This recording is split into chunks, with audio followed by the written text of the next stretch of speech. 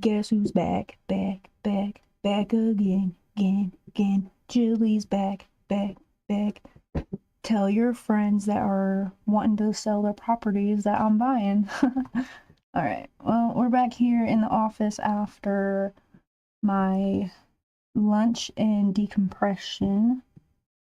So let's get back into the call session. We're gonna be starting with my called no answers. And we're gonna start top to bottom today because yesterday I was not in the office. Usually on Tuesdays we would go bottom to top. So we're gonna go top to bottom on called no answers. I'm just using a Google Sheet CRM to keep track of my leads, just to manage it. My last stream on TikTok got deleted, so gotta be careful when I talk about platforms because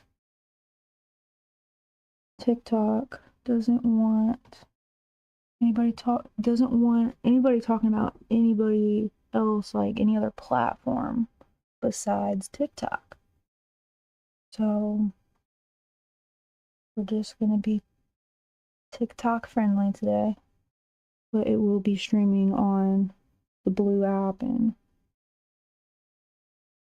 the red app as well.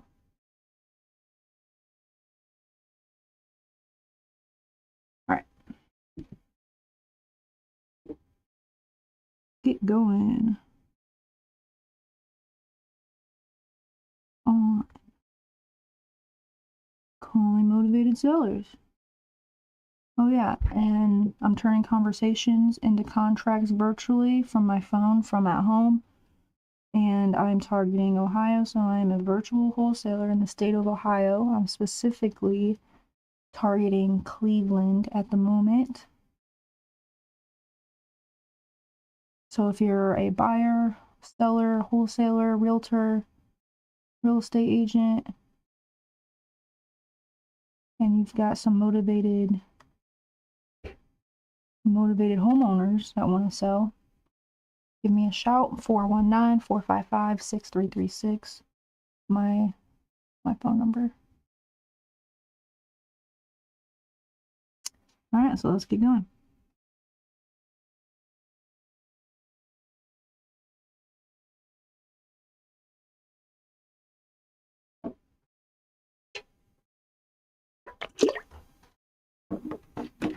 Oh no.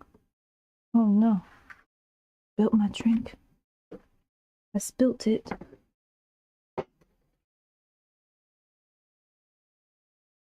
Clean up on aisle 22. Everybody's at the element 22 right now if they're in the Titanium University. So if you can see me and you're over there, hello. Wish I was over there in Texas, but I'm over here in Ohio.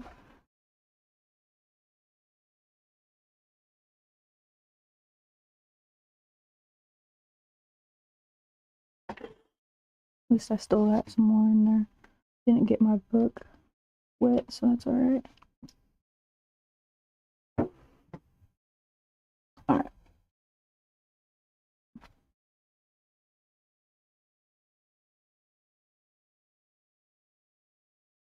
This lead is kind of funny. I talked to them one time, and it was the son. The son was the one that answered the phone, and said that it's hard to get a hold of his mother. He said just to forget the term that he used, but basically he was like pigeon mail it. So I was like, all right. And they haven't answered my call ever since. I don't do any direct mail.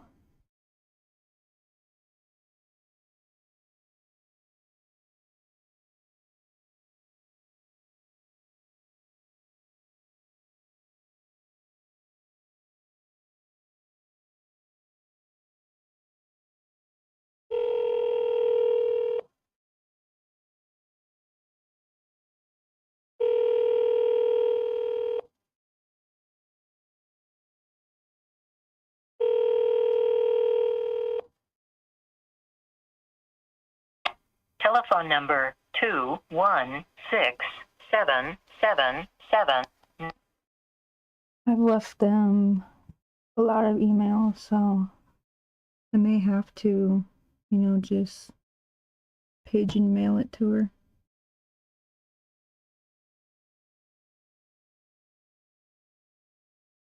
Oh, and in between calls, I'm going to be making some brief notes in my CRM. So right now I'm just putting the date, today's date, and then called no answer. On to the next lead.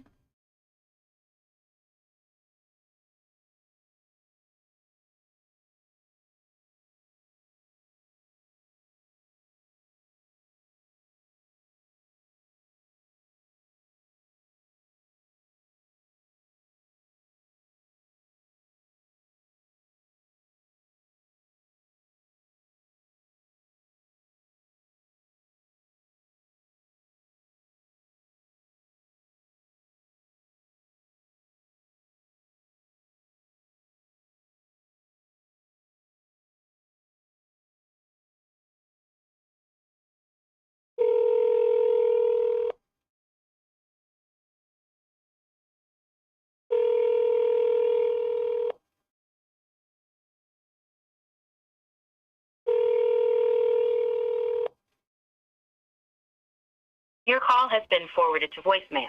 The person you're trying to reach is not available. At the tone, please record your message. When you have finished recording, you may hang up. Hello, this is Jillian G, and I was reaching out about the property on West 66th Street. Just seeing if you're wanting to sell it still or not. Just give me a call back at this number, 419-455-6336. Thank you.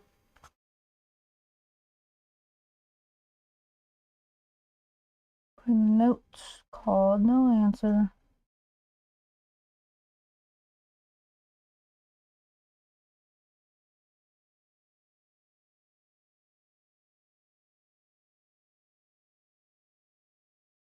On to the next lead. Alright, so this lead, I have to go fish for their phone number because I don't have it in my CRM.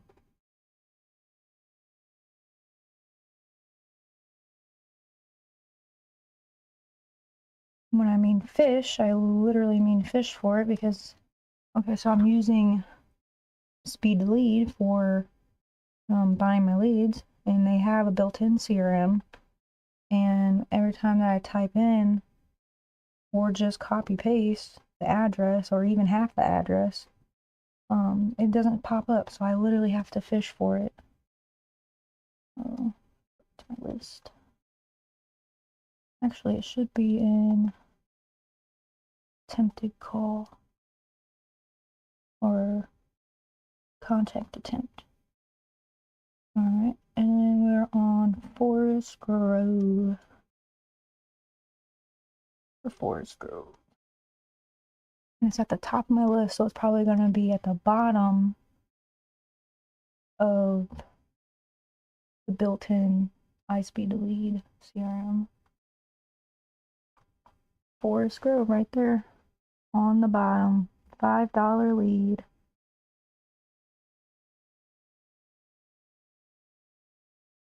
Give them a call.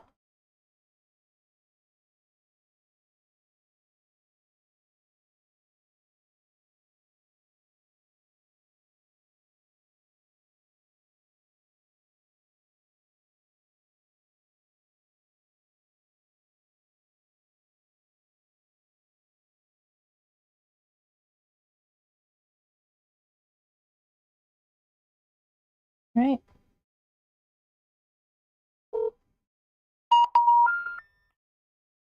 The number you have dialed is not in service. Please Double check that.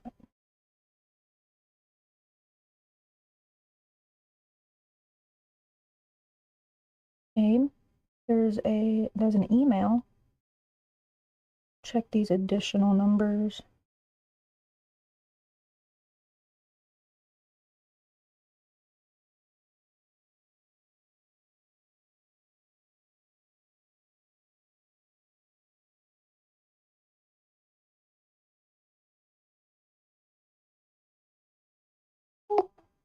Nope. On to the next number that we've got for this seller.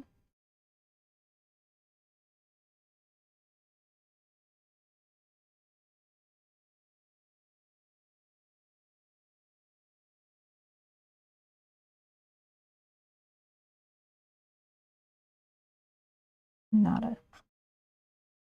No bueno. What's the next number? You know.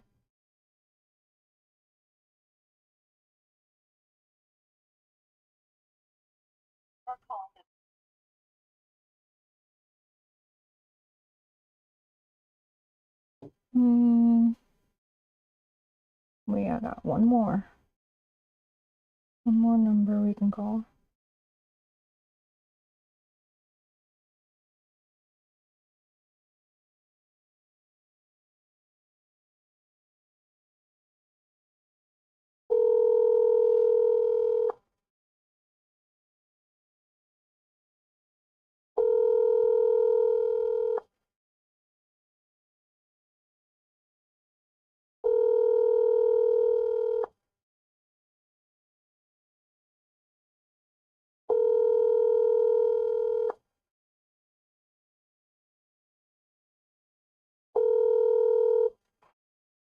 Hi, leave your name and number, and I will call you back as soon as I can.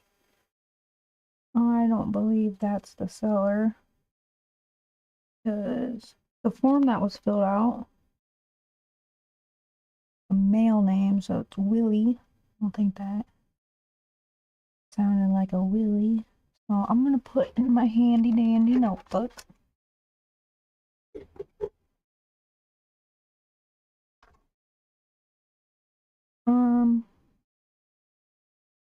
Put cannot connect, and then find another way to get a hold of him. He's known for emergency reasons. He's looking to sell ASAP, and he's got another property for sale.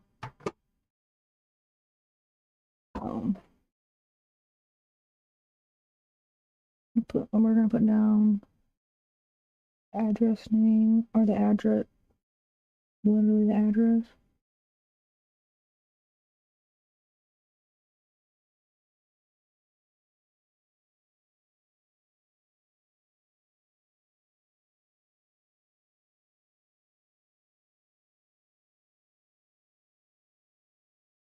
We're gonna put down cannot connect.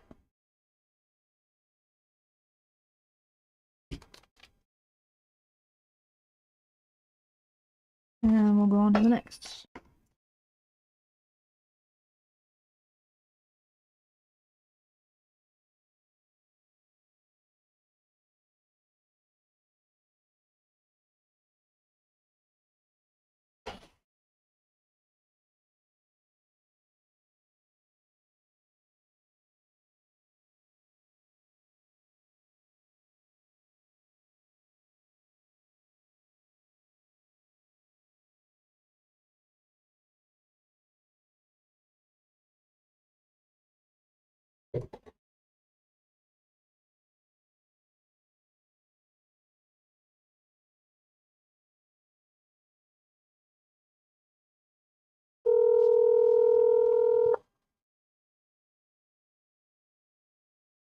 Your call has been forwarded to voicemail. The person you're trying to reach is not available. At the tone, please record your message. When you have finished recording, you may hang up.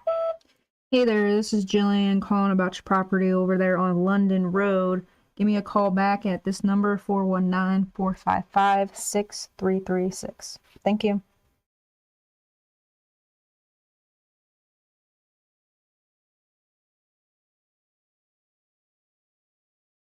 Put in minutes, call, no answer. That's pretty much what the rhythm is gonna be like when you're calling on the called no answer list. Our objective is to move those called no answers into either follow-up, signed contract, or a dead lead so that we can replenish with a new lead, because I want my queue of properties or sellers to be about the same, which is 50. I can manage 50 deals a day. So, called no answer. We're gonna see how many we can move over to the right today. We've already called all of our signed contracts and follow-ups this morning, and now we're just calling the rest of the called no answer leads. Next one.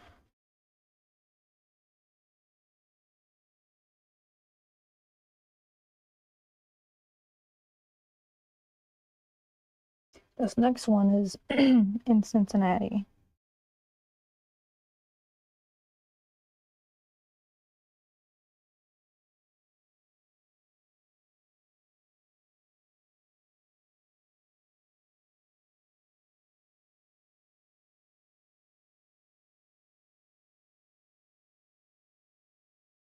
Complete your call. Please try again. Interesting.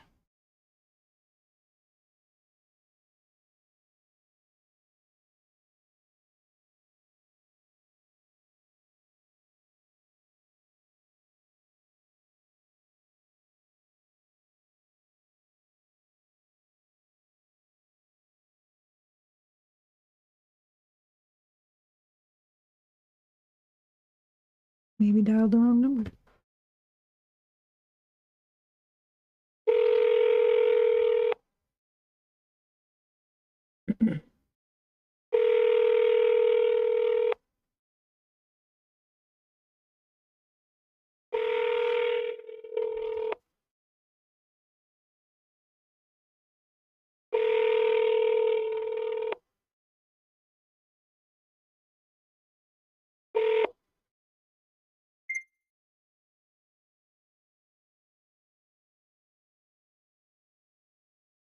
Interesting. I'm gonna put that down. Well, let's see if there's any other numbers we can call on. Looking for global, not global, global.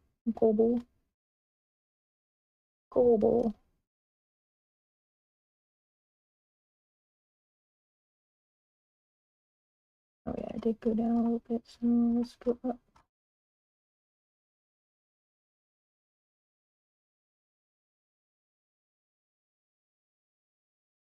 And now I'm just fishing for the seller lead, and I'm looking for the additional phone numbers that I can call.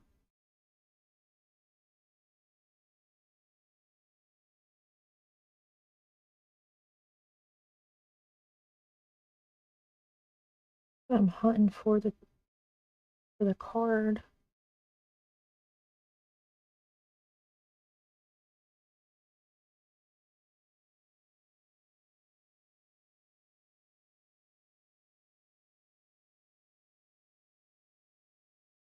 Right here it is. $3 lead.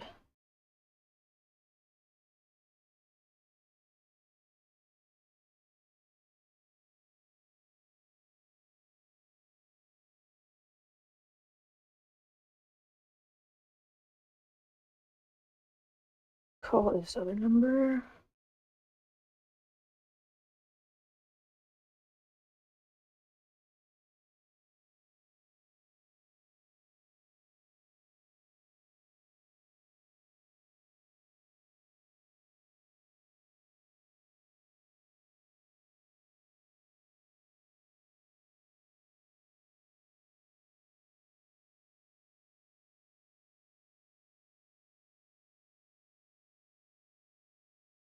Please leave your message for 51325782440. Hey, this is Jillian Jean calling about your property over there on Global Avenue. Just seeing if you're still looking to sell it or not. If you can, give me a call back at 419-455-6336. Thanks. Talk to you soon. Bye. I'm gonna call the other numbers.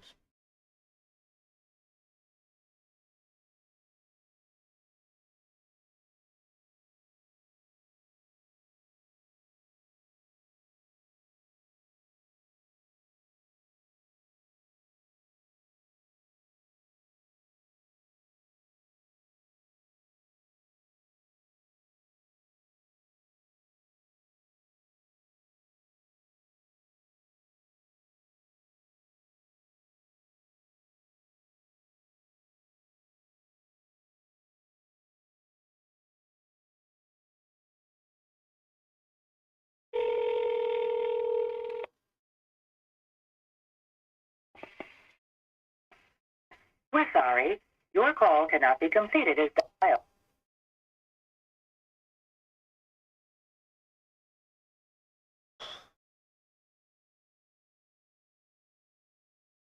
Called, no answers, man.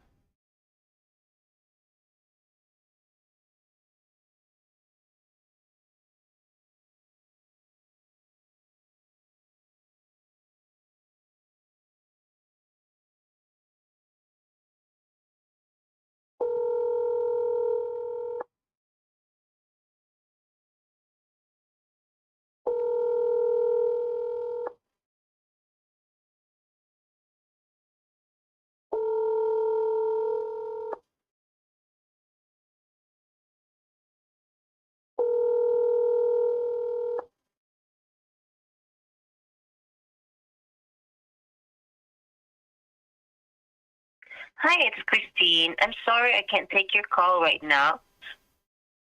I'm not looking for Christine.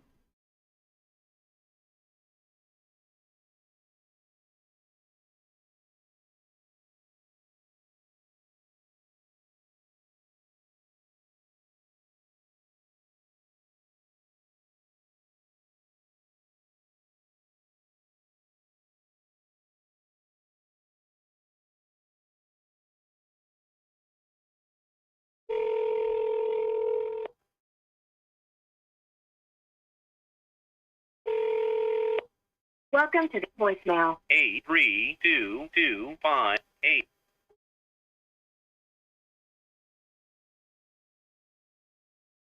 Might have to get my handy dandy notebook out.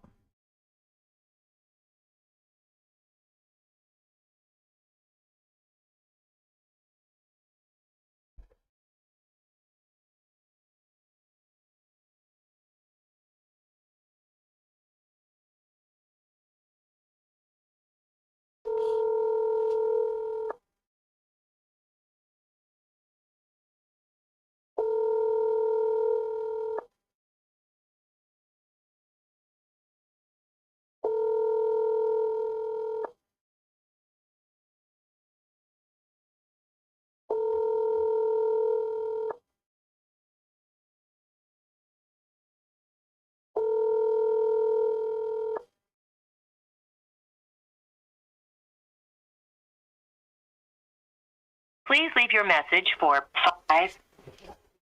Get out our handy dandy notebook. Just gonna write down property address. We're gonna put the notes following that we could not connect.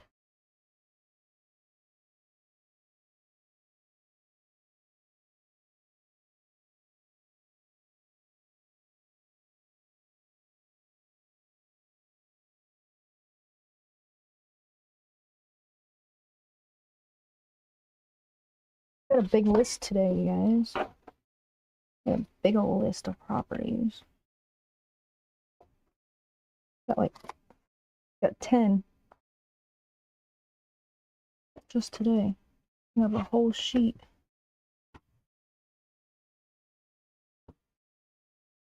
Put in my CRM notes. See that last time on the 22nd that I called and said cannot connect. Sounds like I'm saying connect the cuts, connect the cuts, connect the cuts. And then if you speed it up, kind of sounds like Connecticut, Connecticut.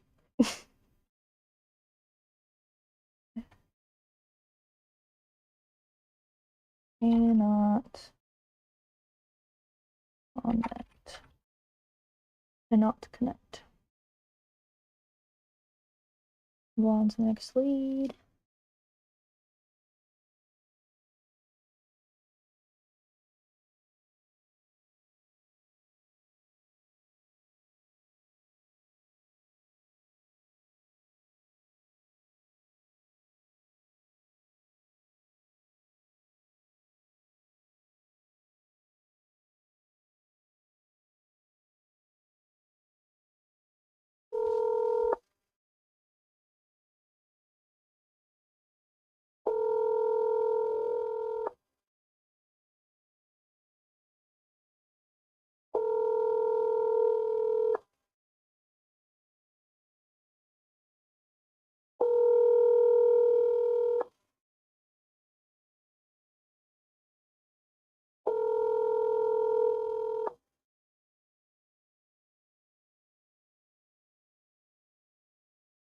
Please leave your message for 216-855-2889. Sorry, mailbox is full. To send an SMS notification, press 5.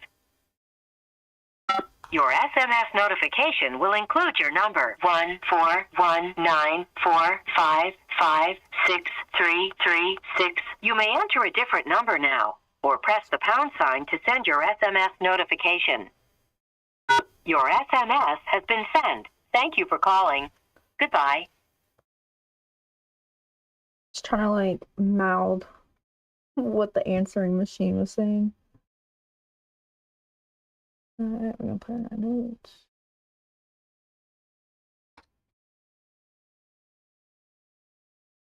Oh, no answer.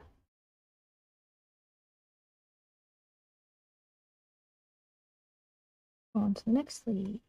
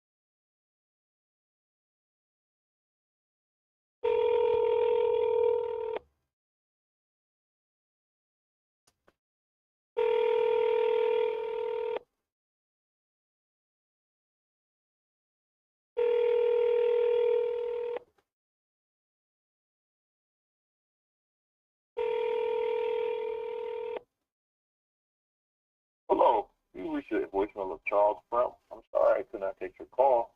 I'm either with the client or working on the client's case, but I will get back to you shortly. Please leave the details of your message. Give me a call back for a faster response. Please feel free to text me. I'll talk to you soon. Bye-bye. Hey Charles, it's Jillian Jean calling about that property over on East 256th Street. Just seeing if you were still wanting to sell it or not. If you can, give me a call back at 419-455-6336. Thank you.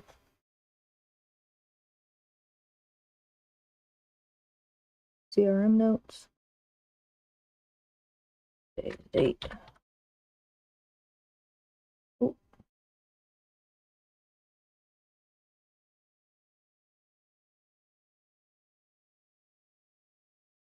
Call, no answer.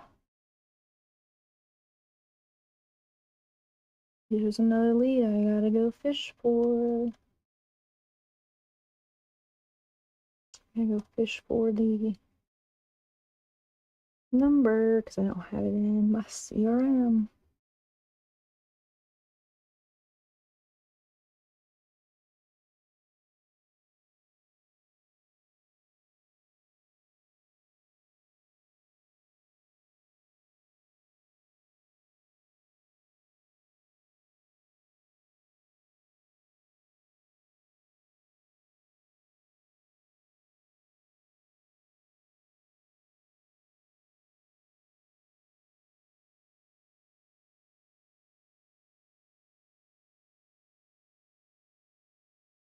Okay.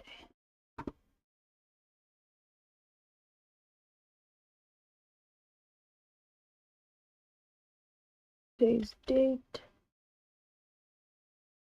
Called. No answer.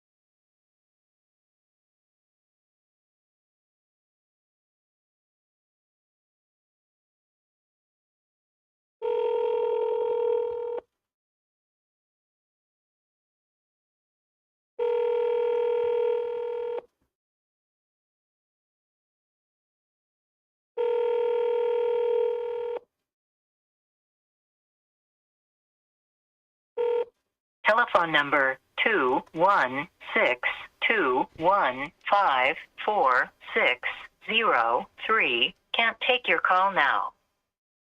At the tone, please record your message. When you've finished recording, simply hang up or press pound for further options. Hey there, it's Jillian Jean calling about your property over on Edmonds Avenue here in Cleveland. If you can, give me a call back at this number, 419-455-6336. Thank you.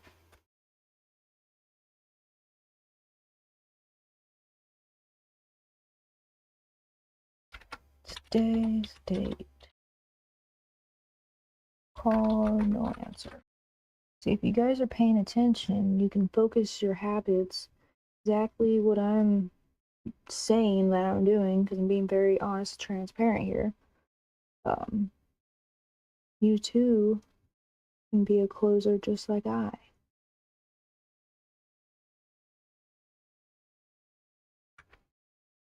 And focus your habits, one of the modules in Titanium University under mindset.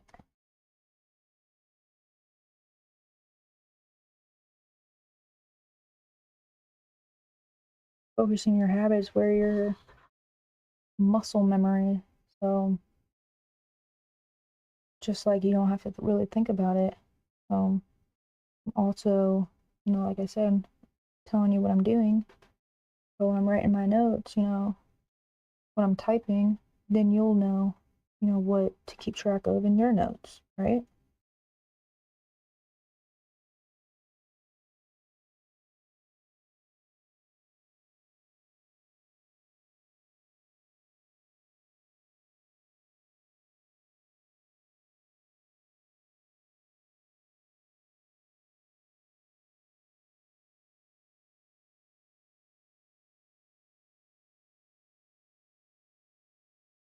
Your call has been forwarded to an automated voice messaging system.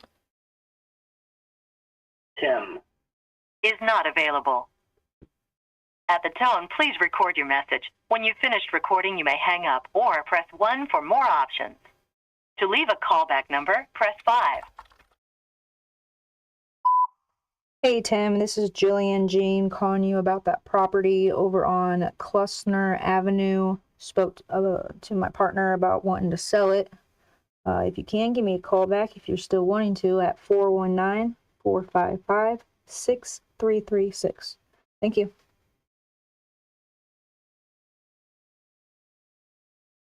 Oh, no answer. I already put it in there. On to the next lead.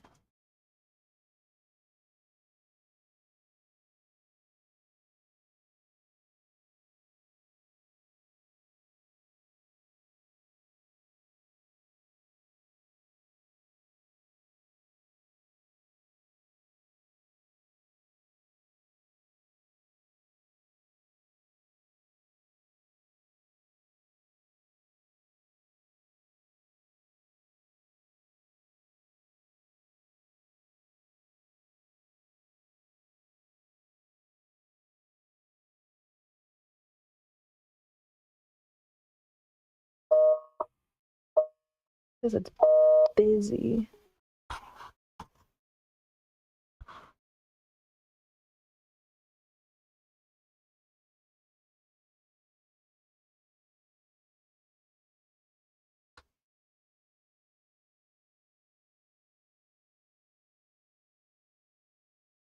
Oh no. Answer.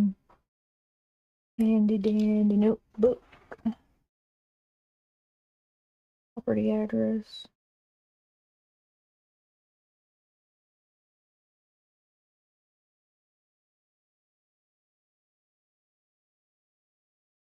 I'm gonna put cannot connect. And then I'm gonna put busy.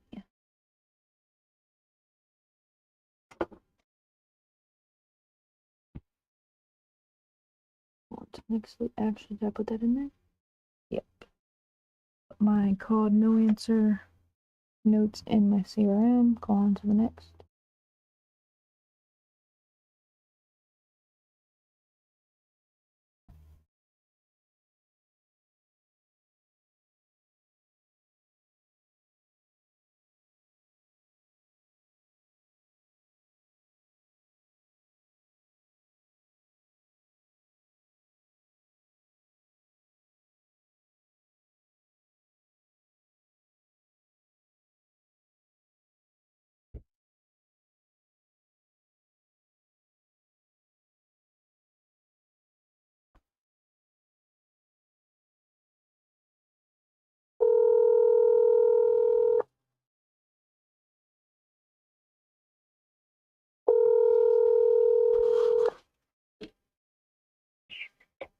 Mommy speaking.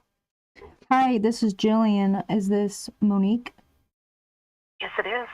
Hi, Monique. I was just calling about the property over on Hall Avenue. Are you still selling it? Yes. I have a pending offer. We're in the midst of closing. Oh, congratulations. I hope everything goes through smoothly. Thank you. Yep. Bye-bye. Okay, bye-bye. Damn. Got one to answer, but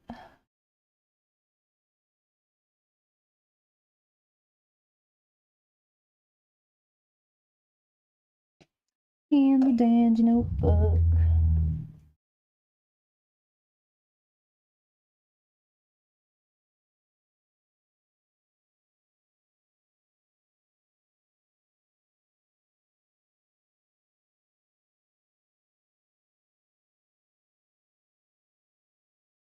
Pending offer, so we're just gonna put under contract. Oh, I forgot to put create ticket. All that means is I'm gonna create a ticket with iSpeed to lead and get a refund on it.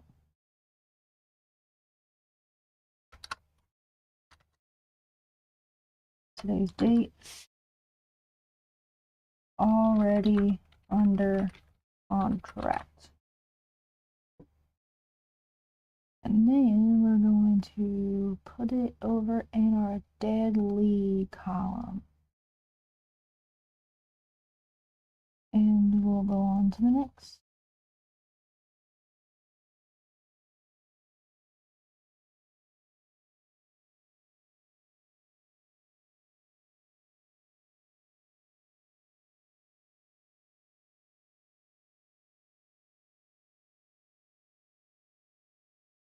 Oh, and if you're wondering why it's taking me so long to type in a phone number in between each lead, it's because I'm using my secondary phone to get another recording so that I can convert it into a transcript. So it's already converting into a transcript, but on its own, so then I can just easily, load that up into AI like ChatGPT.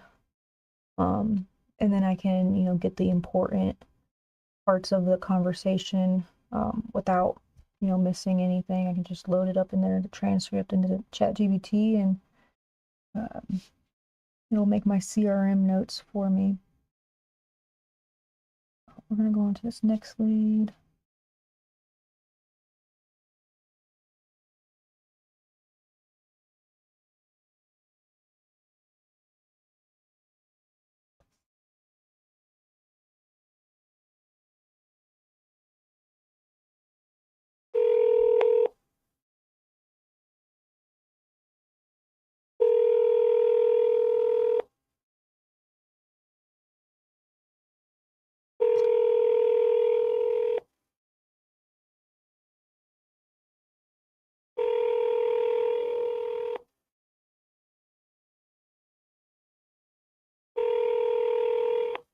Your call has... Hello? Hi there, is Robin there?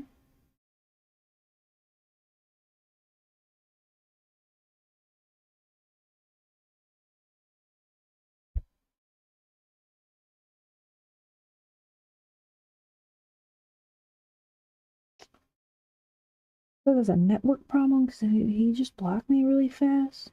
What is up with that?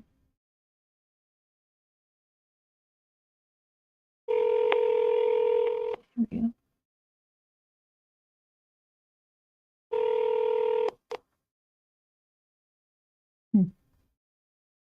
Interesting.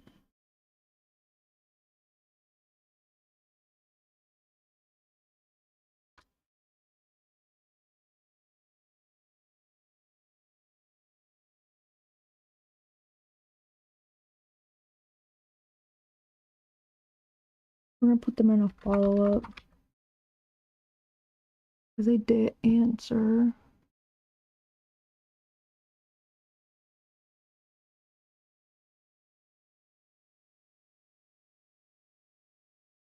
But I'm not thinking that it's the homeowner, that's why he hung up. And it's supposed to be Robin.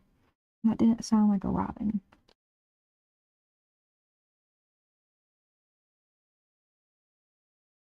Alright, let's go on to the next.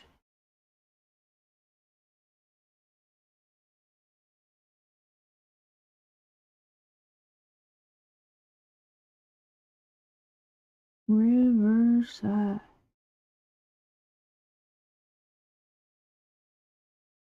Phone number.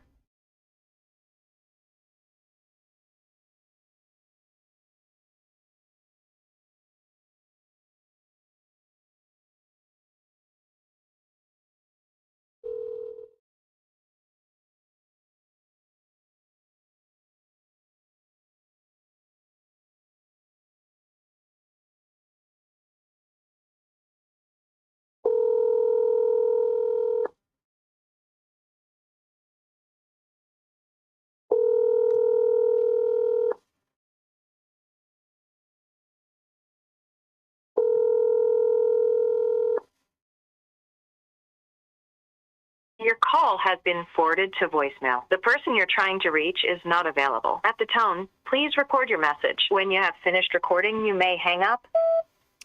Hey there, this is Jillian Jean calling about the property over on Riverside Avenue. You had spoke to one of my partners about wanting to sell it. If you can, give me a call back at this number, 419-455-6336. Thank you.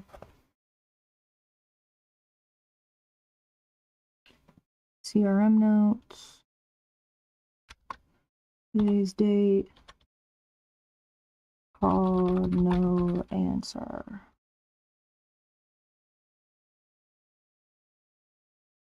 On to next.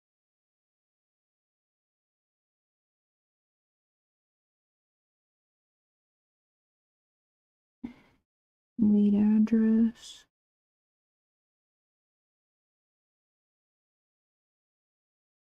There we go. Phone number. It's an easy number. Last 4 digits is the same freaking number.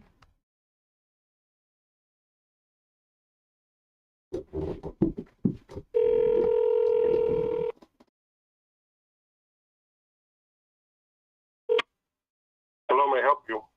Hello, is Denver there? Speaking. Hi, Denver. This is Jillian Jean. I'm calling about that property over on Harvington Road. Are you still looking to sell it? Yeah, did you come and take a look at it? Oh, I don't believe we've spoken yet. I just seen if it was still wanting to sell it. How much you looking to get for it? Well, it's in the process of being renovated. I still have to put the kitchen in. So if you wanted to, it depends what you want. You want me to finish it, or you want to buy it as is? I can buy it as is. I usually do as is. I have cash, or we can get creative depending on your situation. Well, if you want to buy it as is, it will be $280,000. If you wanted me to finish it, it'll probably be $300,000, and you should be able to resell it relatively quick for $350,000, maybe even $365,000. Okay. So you have to see if those numbers are, you're satisfied. Most of the people who've been calling Mm-hmm. are sort of unrealistic. They want to make like ridiculous returns. I don't know what planet they're on, but I've built new houses too. Yeah. And you're lucky to make 20 to 25%. That's normal. Mm-hmm. Some people, they want to buy a house and get it for pennies on the dollar, and I'm sure that happens every now and then. But by the time you buy a cheap house and then put money into it, it's no longer cheap. This house in particular is pretty much ready to go. It needs about another $15,000. Okay. And with that, like I said, if you go by what was already sold, Mm-hmm. it should sell. If you look at 1407 Sunview, Mm-hmm. that recently sold for $350,000. Is not even nearly the house this is. Okay. So, Well, it sounds like you put in a lot of work into it. Is it just like a rental, or like what's gotten you wanting to sell it? Just don't want to put in the renovations anymore? no, it's going to be completely renovated. It's going to be completely renovated. So, Yeah, I got that. yeah, it's going to be a number of things. There's a number of possibilities. Originally, I wanted to renovate it and keep it, Mm-hmm. but it depends if I can afford to do that. I'd have to refinance it, or the other option is just sell it. Yeah. Okay. So I'm an investor. It sounds like, you're a professional investor as well. So you kind of understand like the 20% for returns. Now that's particularly like with the fix and flip, I would want at least 20%. Now, if we're talking like it only needs 15,000 left, like you just said, it just needs the kitchen and then it's done. I can, easily put in a rental, like a tenant, you know what I mean? And then I can cash flow. So I don't need exactly the 20% if I'm doing the buy and hold strategy, if I'm going to hold it for long term. And then, if the market goes up, I can refinance it myself, down the road. But if you're wanting to let, there's so many different options. So many different plans in Mhm. real estate, and some people do we could talk all day on the different strategies, but the bottom line for this house is you have to say to yourself, am I willing to spend $300,000? Because even if you bought it for $380,000, Mhm. $280,000, by the time you have debt service and put in the extras, you're going to be up to $300,000. So will you spend $300,000 to make $350,000 back, or even $365,000?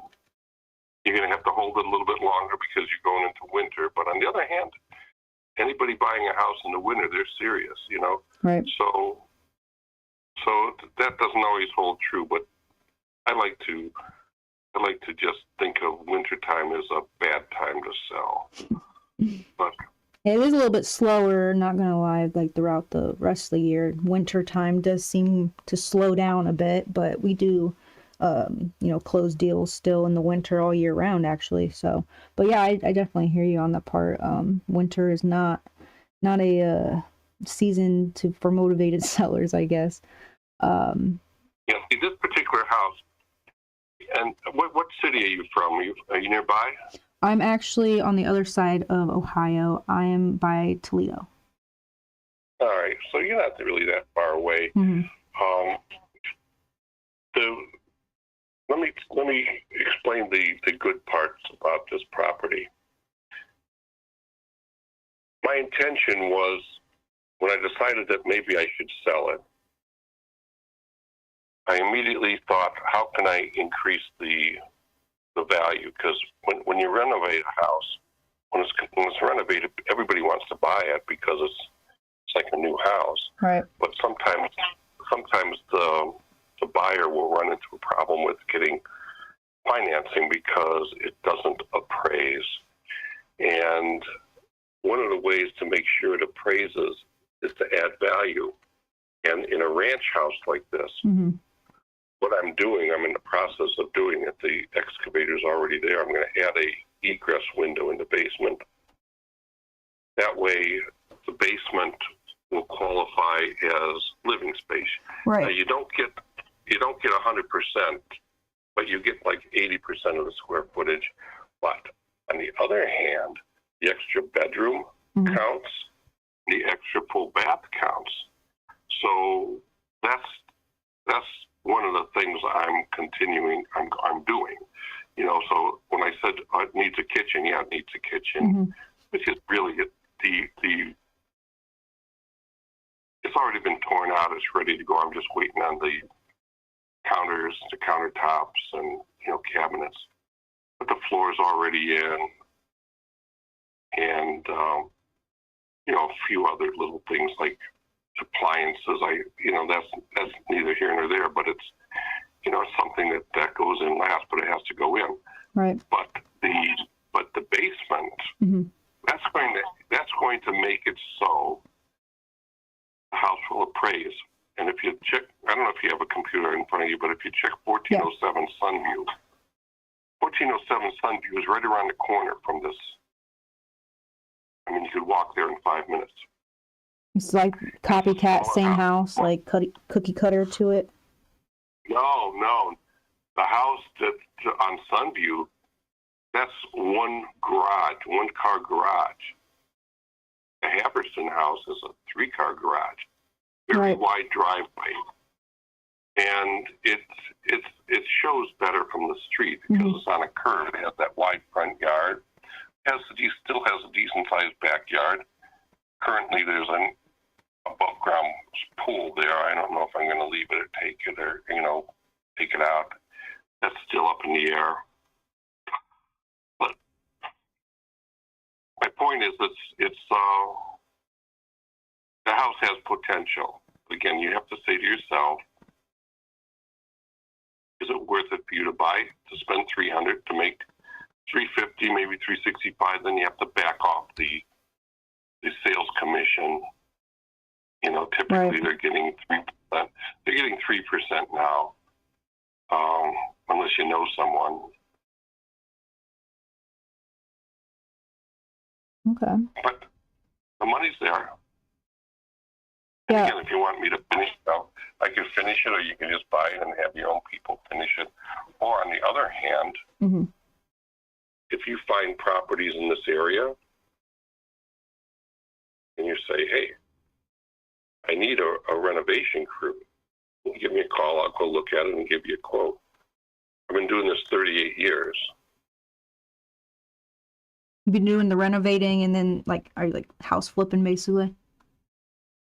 I flipped over 300 homes. This particular home was a family home. And my daughter was in there, and then she moved out, and I decided to renovate it with the thought that my nephew was going to move in. Mm-hmm. But you know how life is, people have different ideas. They change their minds and so forth. Of course. So I was renovating it anyway, but I figured I'd do a little bit extra to get the extra dollar if it comes to the point that I have to sell it. I really hate to sell it. Yeah, you said it's a family house. You know how it is. You can't fall in love with houses. You know, it's just a house. I mean, But it's got a there's lot money of to be made. memories, I assume. You said it's a family house. But Yeah, well, I was there from, my parents bought the house. When I got there, I was 3 years old. Mm-hmm. So, and then my parents lived there. My nephew lived there. And my daughter lived there. But they moved on. You know how that is. They move on. So is it vacant right now? Yeah, it's vacant right now because it's being renovated. Right. Okay. It's vacant because we repainted everything, redid all the floors, put in a new, added a bath to the half bath. Mm-hmm. So now as it stands, it's 3-bedroom, 2 full baths, but it's going to be 4 bedrooms and 3 full baths. Right. So that's adding value. But again, as much as I like the street of the neighborhood, I know everybody. I was the paper boy back in the day. You really do know that Everybody knows neighborhood. Oh yeah, everybody. I know. Back in the day, I even knew the yards to not walk across when you're delivering papers, because the people would see your footprints in the dew, and then call the plain dealer and say, "Hey, this guy's cutting across my yard." And it's like, oh, you got to be kidding me for my 15 cents that I would make for the week.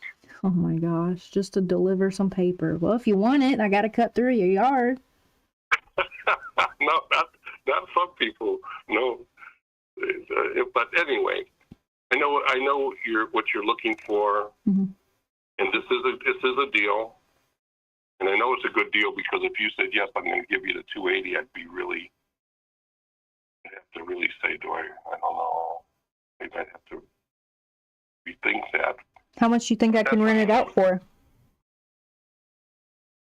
You probably should get about $1,600 to $1,700 a month. Mm-hmm. Okay. Well, I do have my computer right in front of me, and I have the property pulled up here on Google Maps. I'm just, looking at it on the outside. And I also have my rental calculator in front of me here.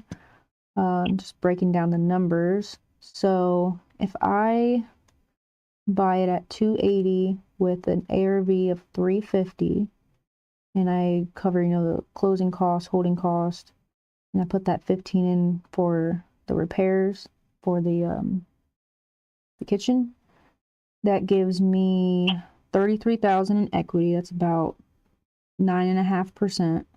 And then for rent rate for 1,600, I only have 0.5% on rent.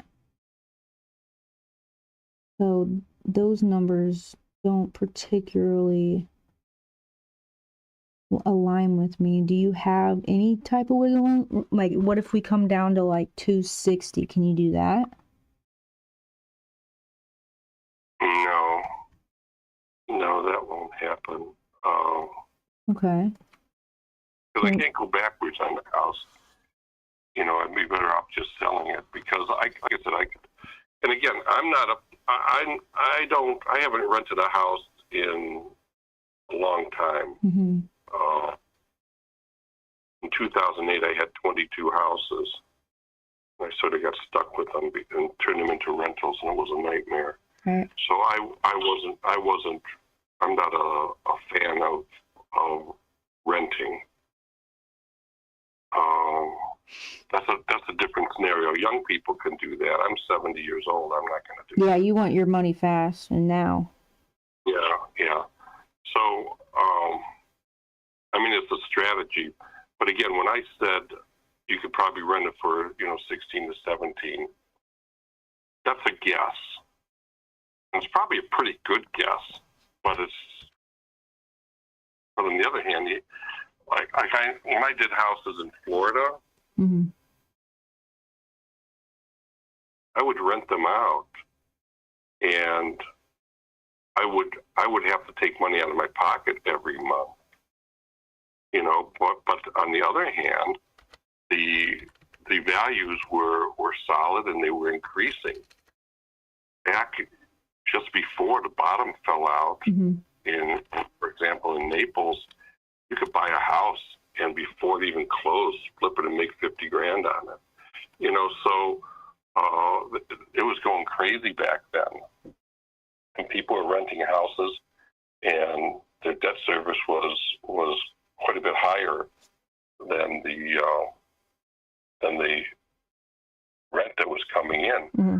But the end justified the mean because the property values were rising so fast. Yeah, your equity's there. I mean, like there's some equity there, but it's just that percent. I don't even cross over the 1% rate. So, I mean, if see, here's the thing. Are you looking at? I'm saying all in, have it ready to rent out. You'd probably be, after you finish the renovations and so forth, and do everything right, you'd probably be at 300, maybe less. Yeah, I'm at 282. All in. If I cover the closing costs, holding costs, repairs, and oh wait, that was at the 260, my bad. Hold on. For your asking price of 280, I'm actually around that 300. So I'm at 302 all in. So I have some equity there, but like as a rental, I mean, even if I do a flip, that only gives me like 13 grand.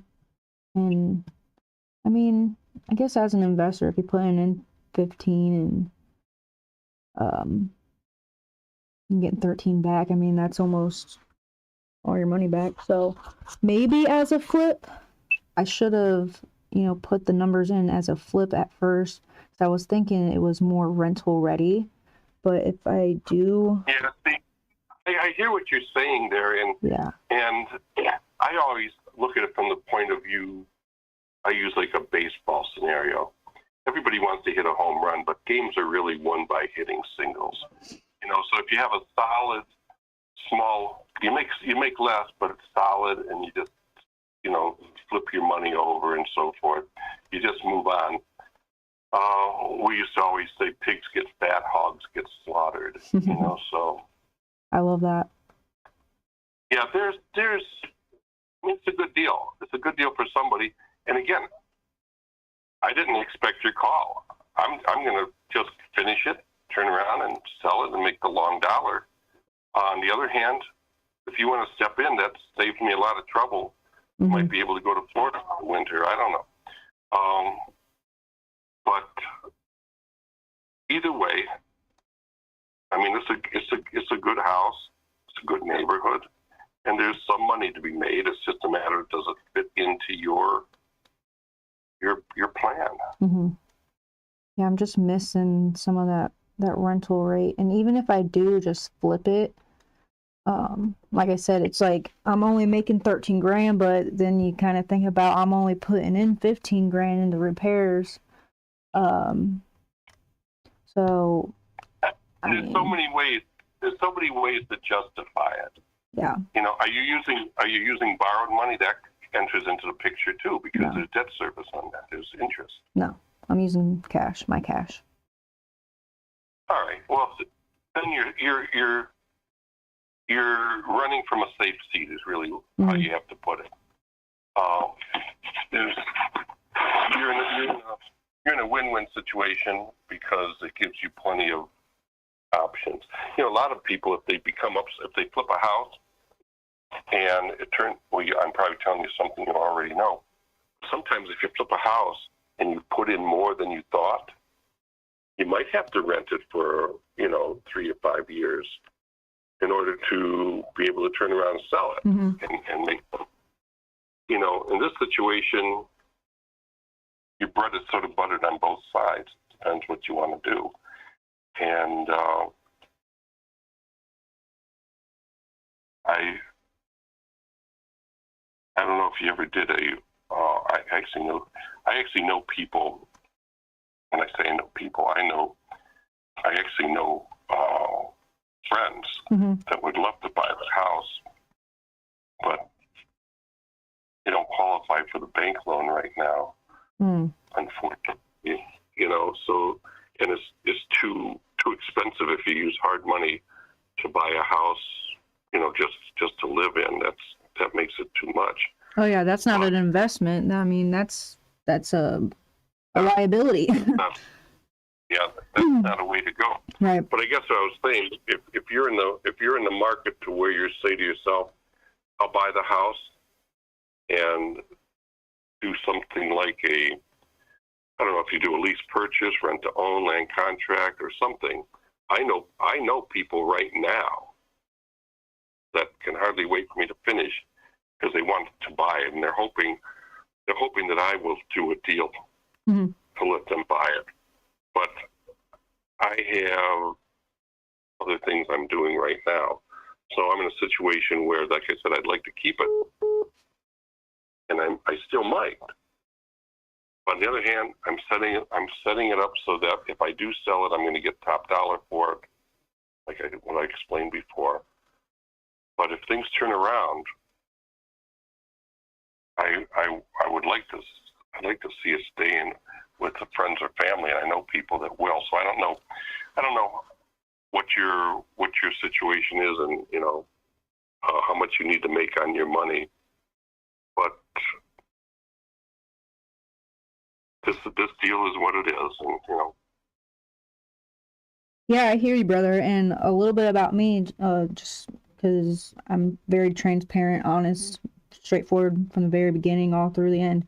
So I'm a virtual buyer. I do everything virtually. I'll call you on the phone. We'll send over a contract to your email, whatnot, after we agree on a price. And then for me to get inside of the property, we would have to coordinate a walkthrough time, and I would send over some contractors. One of my contractors will go through there. I'll contact them, see who's available. They'll walk through there, just verify, you know, the condition, make sure everything's good. And then we'll go through a title company, and if everything looks good on the title, we'll go ahead and go through closing on or before closing date. If, you know, both parties are ready, we can go ahead and close it up earlier. And for me as an investor, as, you know, making my money, so I'm looking for equity or cash flow. So like I have explained when I went through the rental calculator, like there's equity there, but I don't have, you know, I have 0.5% on rent. Even if I was just playing around with the numbers, I even put, you know, 2,000, and that is even, you know, it's 0.66. So I mean, it goes up 16%, but I mean, I'm just not comfortable buying it, you know, with that small of a rental rate. I don't know if you get that much. You might. I don't know actually, because I haven't checked in quite a while. And the last time I looked at rental prices on the street, it had to be about 4 or 5 years ago, and the house across the street was renting for $1,600, and that's why I pulled that number out of the air, because that's the last number that I remember. But the reality is I don't know, and unless I, you know, start looking around, you know, and comparing apples to apples, right? I still won't. But yeah, I'm looking here on Zillow real quick just so that I can see what the rent rate is around in that area, with similar homes, like you said, apples to apples. I'm gonna look, see. Thing is, with Zillow, I tried looking up your property on Zillow and it was not coming up, but it come up on like realtor.com. I wasn't able to pull it up on Zillow, so give me a moment here and I can, you know, zoom into the on the map here and see what other properties are renting for.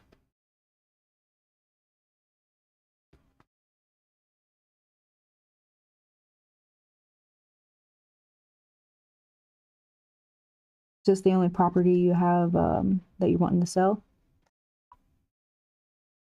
No, I have other properties that have really good possibilities. But a little bit. I have one property it's on 2 acres. Either put a small apartment building on it or put 6 more houses on it. Wow. That becomes, that becomes a little bit bigger problem. Because you have to go through for the apartment building. You have to jump through all the hoops. Probably go. The cities all like I said, you probably know this. They always turn everything down to be on the safe side, and then you have to go and fight to get the variance. On the other hand, it's already zoned residential, so putting in a street is a little bit easier, a private drive even. But I don't know if you're even into that type of investment. I mean, I'm good with any investment that gives me a decent return and it helps the seller, of course. I'm not here just trying to, get any property for dirt cheap. My main objection is to, solve problems. Really like to solve problems. So if you have, like you said, you want to go down to Florida, maybe if, selling to me, get you down to Florida quicker. I'm just saying it's getting, leaves are turning, so I'm thinking, it would be nice to take a break. But I don't have to. A lot of times, you probably have done this too. If you find a property that's on a larger lot, you buy the property, split the lot, get your money back from the first property, and now you have a pretty much almost a free building lot. I always look for those too, and it depends. Building a house from the ground up, it depends who you talk to. Some people would rather do that than to retrofit and renovate an existing house. Right. It's 6 one, half dozen the other. I go either way. So, that's why I like the idea. Even the property I just mentioned, where I could add 6 building lots, there's about $50,000 profit per lot. That's a $300,000 profit right there. Right. Just for the lot. If I don't build myself and I just sell the lots to other builders, but why would I do that? Why would I leave money on the table when it's easy enough just to build? And in this area, ranch homes. This is an older area. I say older, older population, and there's not that many ranch-style homes. A ranch-style home would really sell fast in this area. Yeah, you've got a pretty home. It's just not for me. But if you got any other properties I can take a look at, I'd be honored to. All right, send me an email and I'll send you, what I have in mind. Okay. Sounds fair. I did some research and I have the preliminary lot split and all that stuff ready to, already done. But again, it's a process. So you have to be patient. Right. It's always a hurry up and wait. Anyway, send me an email. You have my email address? Let me see if I do. I don't believe I do. Go ahead and shoot it over to me. I got it. Yes. Denver Barry. Okay. DENVER Barry BARRY at hotmail.com. Hotmail, got it. Alrighty, sir. You'll get my. I'll send you over my email as well. Can I text this phone? Sure. All right. Sounds cool. And I did look at the rental rates in the area. I mean, it hasn't gone up much, but the average is 1,800. There's some like anomalies going around, like 3,000, like 3,200, and I'm like, what? But yeah, a lot of them are going for like 1,800, 1,700, 1,600. So yeah, that's what you could probably get for rent. Like I said, you you have to always keep in mind the condition of a house. You're at a disadvantage when you are buying on the internet because, as you know, I mean, I've looked at so many houses, and I constantly look at so many houses, and you get excited about it until you open the door and start walking through, and then you're like, oh no, this isn't going to work. On the other hand, not so often do you get surprised pleasantly, but when a house is completely freshly renovated, that's when you get the higher rent. And that's why this Haverson house, and I'm not trying to sell you on it because I don't think it needs to be, I don't think I have to, but it's going to be ready to sell. And if anybody ever wanted to rent it, it's going to be like renting a house. So it'll demand the higher rent. And also you have to keep in mind the type of people in the area that can afford to pay the rent. There's a lot of businesses in this area, hospitals, close to the freeways. So it's a good area to get the higher rent. So that's probably why you see a whole bunch of anomalies of rents going from 3,000, yeah. 3,000. It's because of the neighborhood, and that's important. Well, you know what they say: the three most important things: location, location, location. So this is a good location. So you're looking in a good area. That's for sure. I don't know how familiar you are, but the next community over is Gates Mills, Pepper Pike, and Hunting Valley. Hunting Valley has some of the most expensive houses in the country. So, and that's get in your car. That's 10 minutes. Right. Not even 10. Matter of fact, I did some work on a house right next door on Chagrin River Road, if they call it River Road.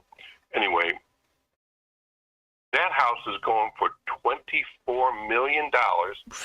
It's actually 10 minutes from here, and that football player and that popular singer, what's her name? Taylor Swift? Yeah. The word on the street is that they're looking at it to buy because he's from Cleveland Heights. Oh, yeah. Interesting. But it's $24 million for that house. I actually watched it being built. They were putting in trees. When they were putting in the landscaping, they were putting in trees that are already 30 feet high. Oh my gosh. They were putting in full-grown trees. It was amazing to watch. Wow. And the guy who owned it was a facilitator. It was really a business, him and his son. And they would facilitate, for the construction business. And they made a ton of money. And then the guy, he didn't get to enjoy it too long. He got sick and passed away. And then it went up for sale. But what a property, boy. I was working on the house directly next door. And I watched it being built. That's amazing. Yeah. So my point is, the neighborhood's good. No doubt about it. Yeah, there's people if they want the house, they can well afford it. It's like anything else. You know, you can't sell a Mercedes to somebody. You can give somebody a great price on a Mercedes or a Rolls Royce. If they can't afford to buy it, it's not a good deal for them, even if you cut the price in half.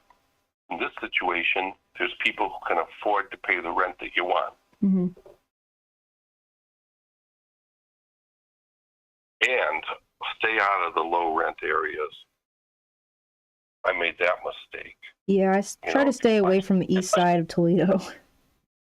Oh, you know, I had a friend that got all excited about these inexpensive houses in Maple Heights, Garfield Heights. Mm-hmm. They were going cheap. I mean, when I was saying cheap, they were going for like $30,000, $40,000, Mm-hmm. and you probably put in another 20 or 30, and you know, you turn around and sell them for like, you know, 60, 70, 80. Right. This is not 20 years ago I'm talking about now. But it was no picnic because they were in an area where you just didn't get the buyer or the renter that you had hoped you'd get. So it was a bad deal disguised as a good deal. Right, it's like throwing spaghetti on a wall, seeing if it'll stick or not. Oh yeah, you know, you're better off buying a house in a good neighborhood. Because think about it, if like I said, I had probably at the time I had over 20 houses in that area because I got excited about it. Mm-hmm. And then he said, "Oh no, you got to get these houses and go Section 8. The government pays." Uh-huh. Yeah, good luck with that. If you have a Section 8 house, get rid of it. Mm-hmm. It's just no. You're better off getting a house in a good neighborhood. Yeah, because then you have reliable renters. Yeah, resell. You learn these lessons, and some lessons are hard to recover from. Uh-huh.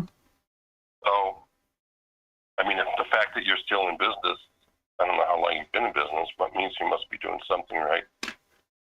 I got into business about 2 years ago, so maybe that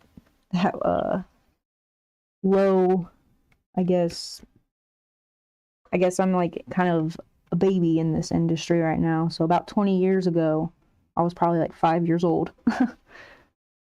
Oh, well, see, if you have to be extremely careful, and I'm not telling you something, I'm not trying to tell you how to run your business, but you have to be very careful because what you probably didn't have a chance to learn Mm-hmm. is that if you make a mistake, it takes a long time to recover from a mistake.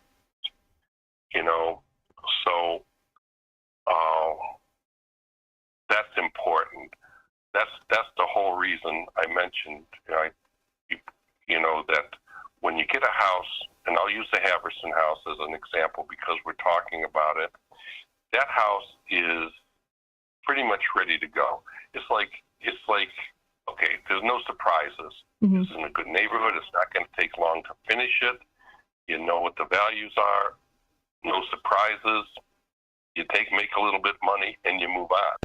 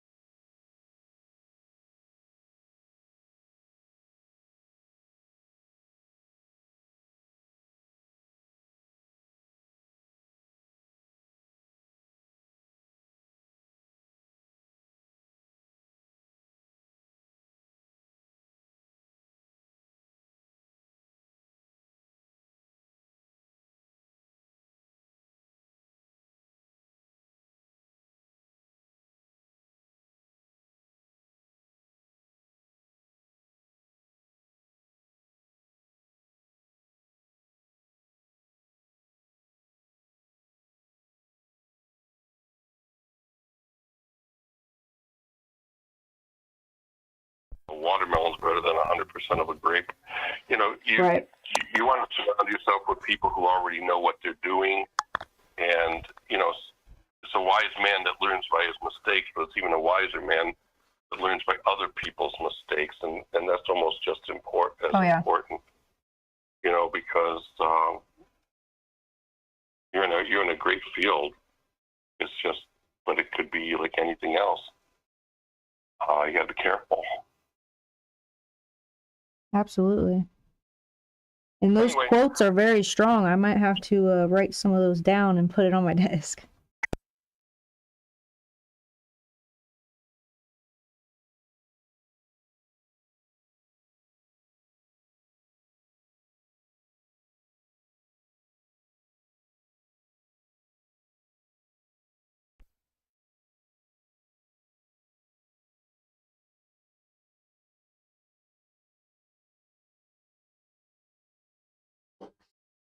I'll send it to you, and you could just, if anything else, it's just, you see what's out there, entertainment value, I don't know.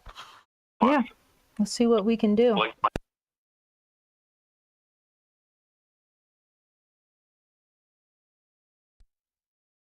and one, and that's probably.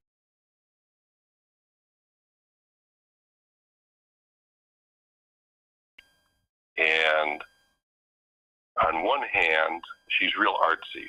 She's into all that stuff. She's a dance mom, and she has several kids there. One's in the Cleveland Ballet, and the others, they have their dance, you know, instructors, and they went all over the country in these competitions. Mm-hmm. And she's a really good open mind.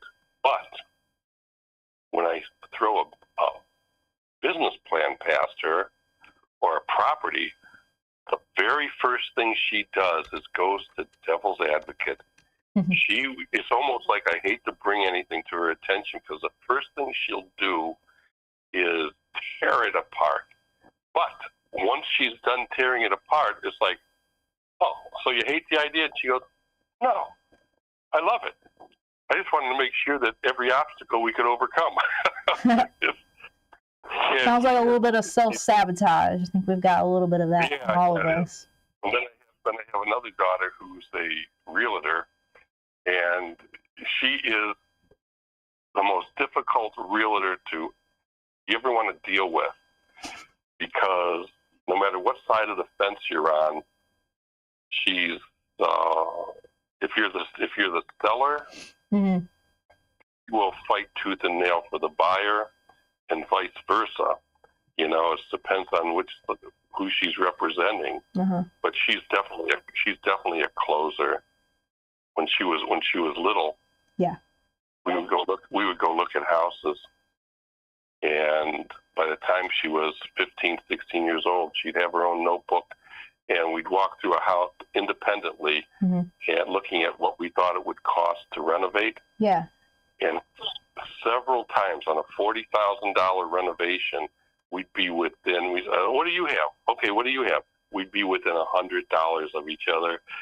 Oh wow, that is impressive. Yeah, and she turned out to be she's a realtor that does. She has She really just deals mostly with investors, mm-hmm. and then she takes over the renovation for them. So right. She sort of does a little bit of both. Yeah. She's not in it just to sell the house. She wants to be in it for the long run, mm-hmm. and build a portfolio. So she wants to do the work. Well, when she sells a realtor investor a property, she says, yes, I'm your realtor, but I'm also going to be your partner. I still want to keep, she'll keep, 5, 10, 15%, but she'll take care of everything that goes along with it, mm-hmm. which makes it well worthwhile. And in some instances, she takes the position of a project, or I should say a property manager, and that's a thankless job. And it's a dangerous job for you, because by the time, if you get the wrong property manager, mm-hmm. they'll nickel and dime you to death. And you got to be careful of that. Yeah. That's something that is a variable, and if you have the wrong person as your property manager, they will nickel and dime you to the point that It's not even worth it. Right. No, exactly. That's a difficult situation. And to find one, it's sort of tough because they don't make as much money, and the only way they make money is by doing the work. Right. And a lot of times they'll create work for themselves, so they'll overcharge. Oh yeah. And you know, these are the bad things. You know, it's like you have to have it done because you're not going to come. You know, you're not going to go do it. So you have to get someone to do it. They know that.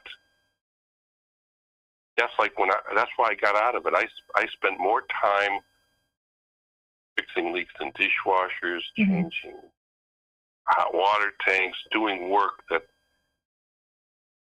was not necessary. And what that really does is it takes you out of the field. Mm-hmm.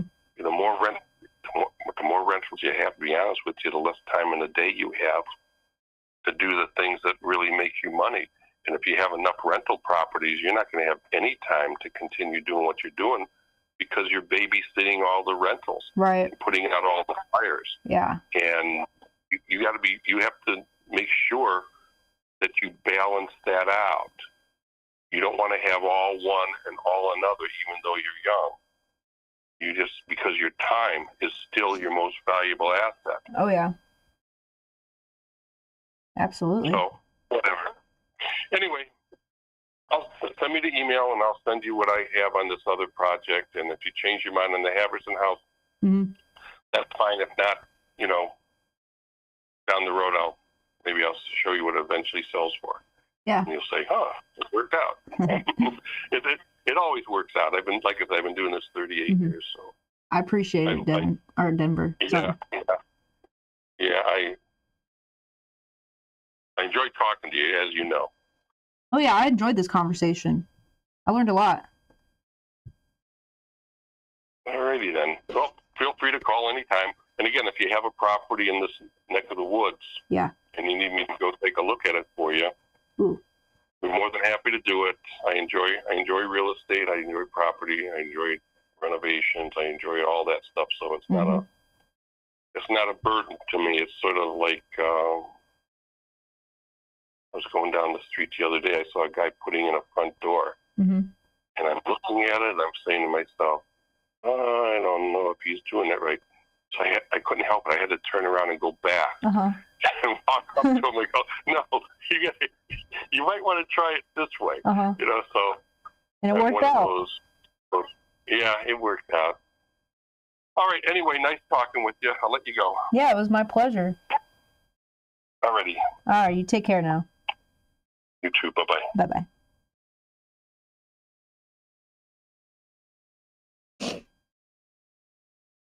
My audio kept cutting out. My microphone receiver died, so I had to plug it in, but no signed contract. That seller he's motivated to sell, but he's not motivated to sell so much on a discount. For me, I mean, he's in the right range. I'd say he is motivated. But the price is not right. And I tried educating him a little bit on, you know, the rental rates and the, I mean, he gave me the rehab number, 15 grand. He gave me what it could sell for after, so the ARV. So I just put in his numbers. I mean, like, if I'm going to go off of his numbers, off of his asking price, I mean, I want to see if what he's thinking is, you know, what he thinks that he is thinking. I don't know how to say it. Yeah, so we put an ARV, 35 or 350, and 15,000 in repairs. Those are the two numbers. That's all you need, you guys. You just need to agree on two numbers with the seller. Is the ARV, what it could sell for after repair value, and the repairs. So he says he got about 15 left. Could sell for 350,000, and he wanted 280. So I went ahead and plugged it into the rental calculator, and without even putting my own wholesale fee, the equity is 48,000. So I mean, that's almost a 14% equity. So equity is there. Like I told him, I said, your equity is there. But if I'm going to hold it, you know, like as a rental,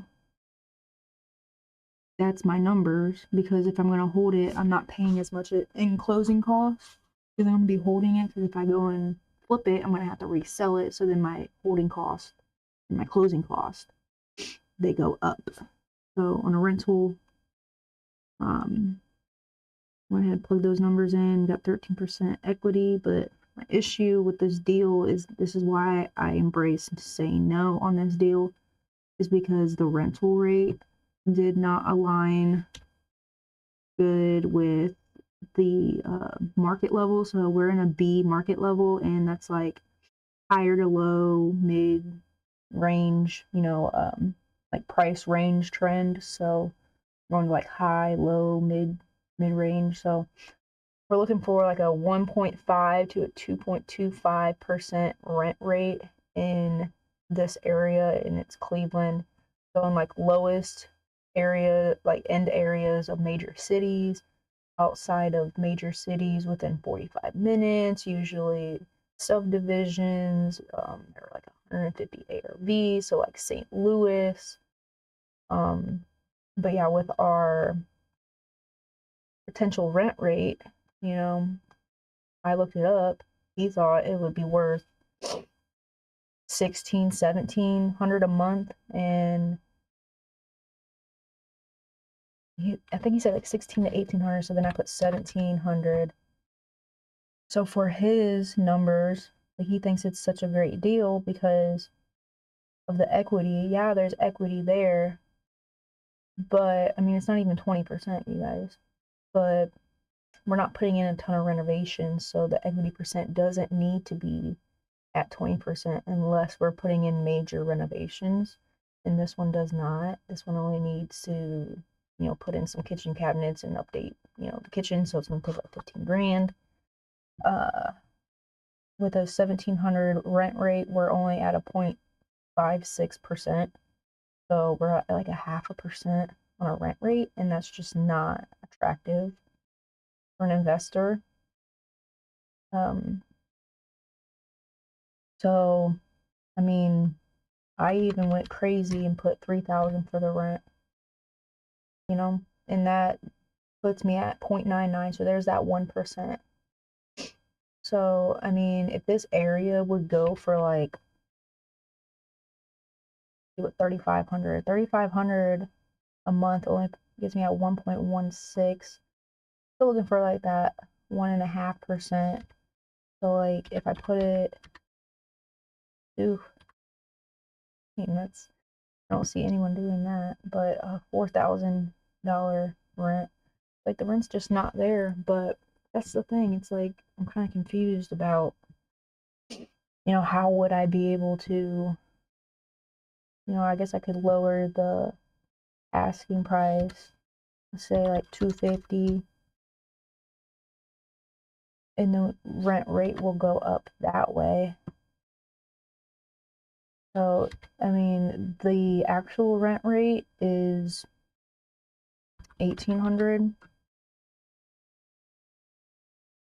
and that's at 0.66, so we're a little bit over a 0.5%.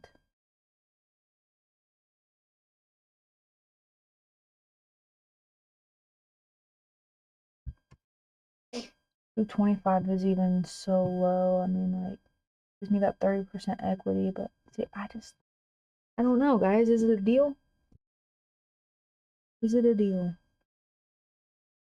I don't see my camera on. What happened?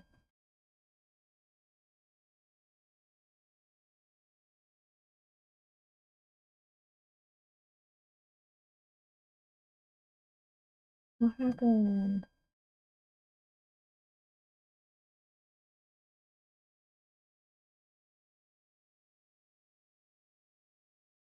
There we go.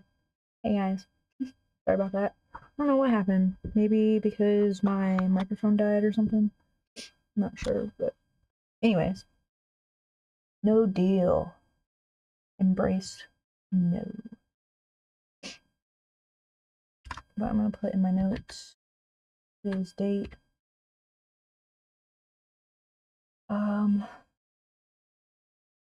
Just keep following up with him.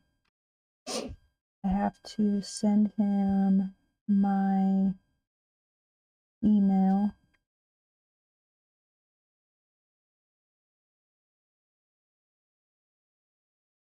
There we go.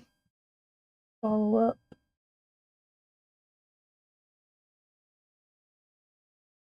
Put paste over into follow up. Go on to the next lead. Now this lead texted me back.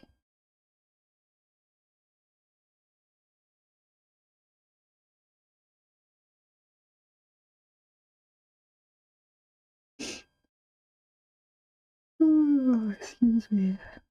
This lead texted me back. I think they texted me like a... Yeah, so in September they said 150.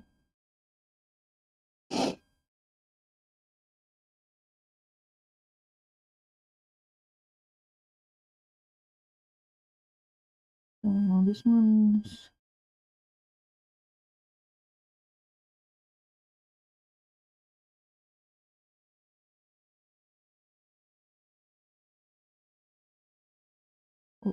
recording.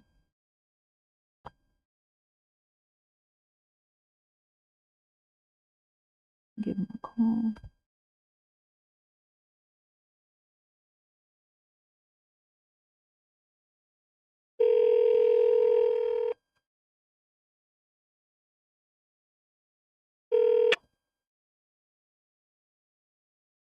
Hello? Hello, is Robert there? Yeah, this is him. Hi, Robert. This is Jillian Jean. I'm just reaching out about that property over on Norma Drive. Are you still looking to sell it? I'm open to selling it, yeah. Awesome. How much you want for it? 140. 140. All right. Tell me a little Where are you bit. at?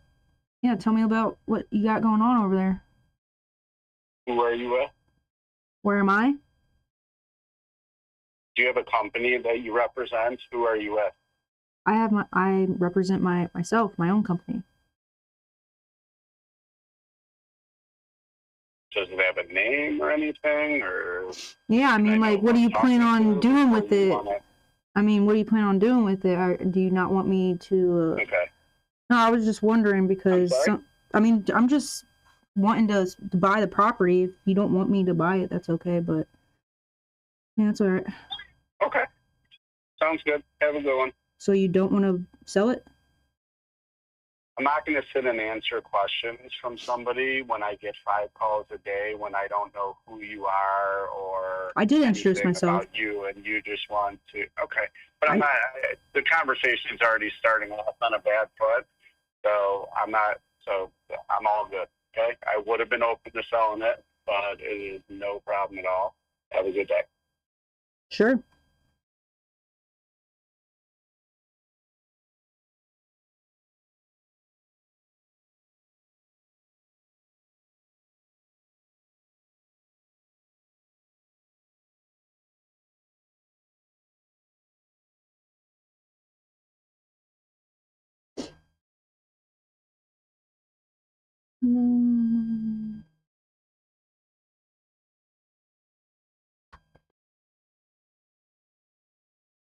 Today's date.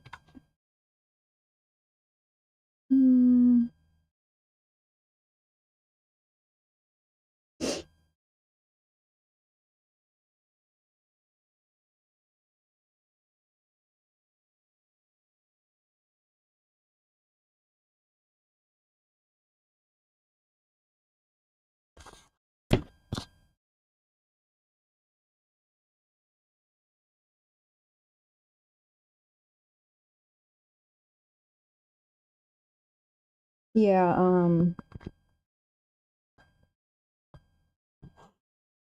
when someone asks right off the bat, you know, what company are you working for? I say, yeah, I'm working for myself, my own company, and they want to know the name of it. Usually they're doing it out of spite. They're doing it for a bad reason. So he did say that he gets multiple calls now throughout the day. So my, you know, inside my head, I was thinking this guy probably wants to report, you know, my company, even though that I've only called him, I think, like twice. That was the third time that I called him. And I'm just like what he said, the conversation wasn't going off very good, and I don't want to do business with someone like that. So I'm gonna go ahead and make him a dead lead. Because he did say that he would have been interested.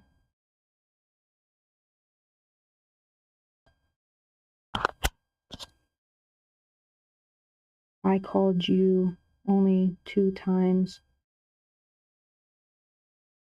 We spoke the third time. Maybe you're getting calls from other companies, but that was the first time I ever spoke to you.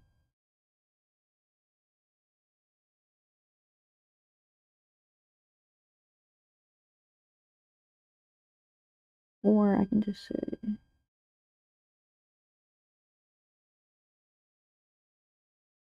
that was the first time I spoke to you and you said you get a ton of calls and then asked about my company. You're right. It did not go.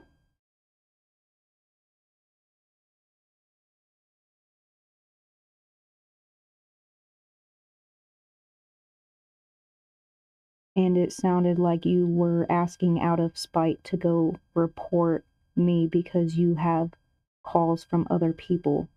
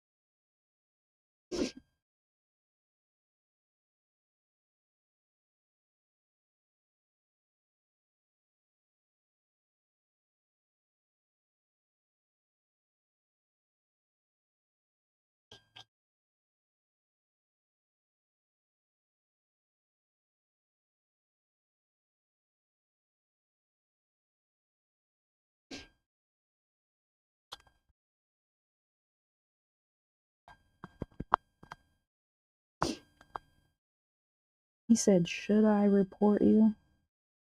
That was the first time I spoke to you, and you said you get a ton of calls and then asked about my company name, and it sounded like you were asking out of spite to go report me because you have calls from other people.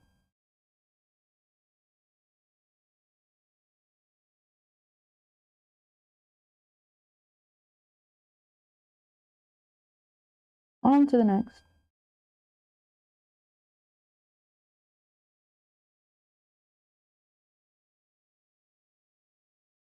I will put that down in my hands notebook to request a refund because he said that he changed his mind mid-talk.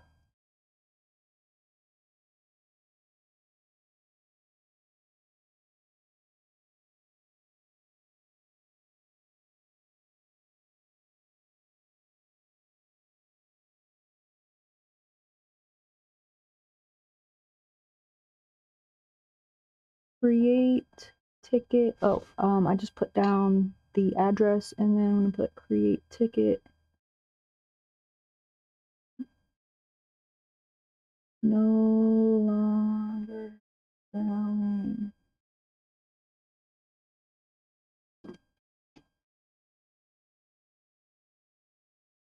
Next one.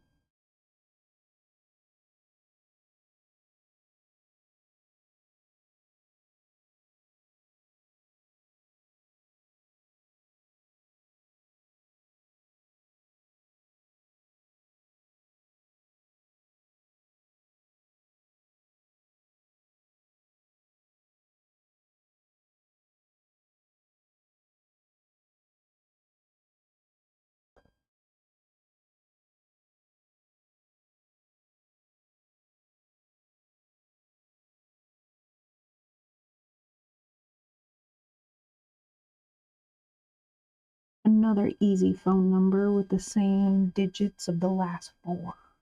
Four same digits.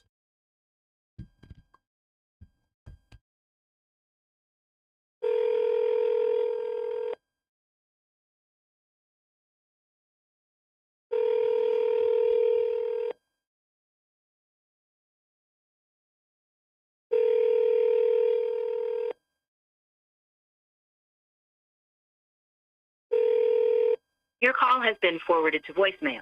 The person you're trying to reach is not available. At the tone, please record your message. When you have finished recording, you may hang up. Hey there, this is Jillian Jean calling about your property over on East 238th Street. Just seeing if you were still wanting to sell it or not. You told one of my partners that you were. If you can, give me a call back at this number, 419-455-6336. Thank you.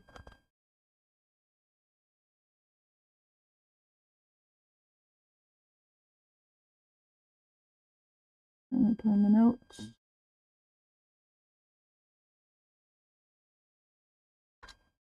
Today's date. Oh, no answer. On to the next.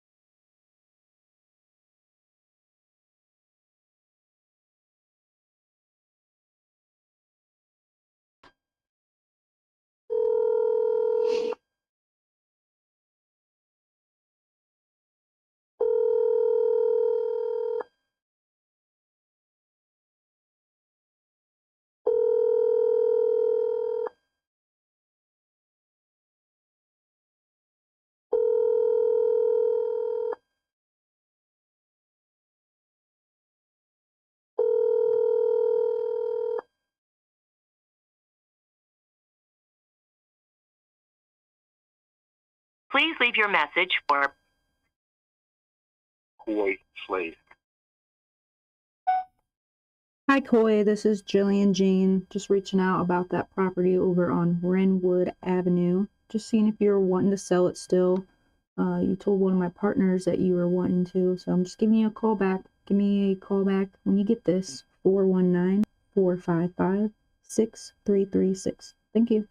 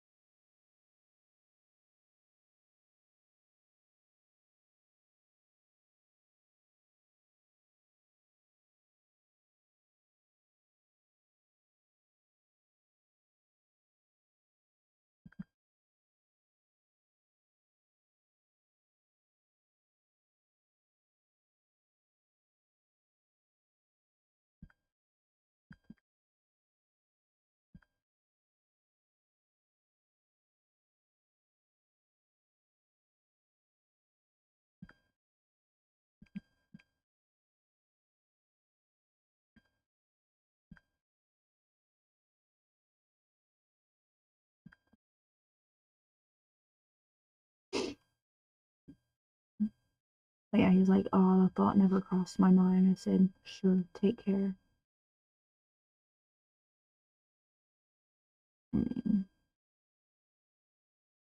Sounds pretty shady. Probably thinks I sound shady, but what are you gonna do?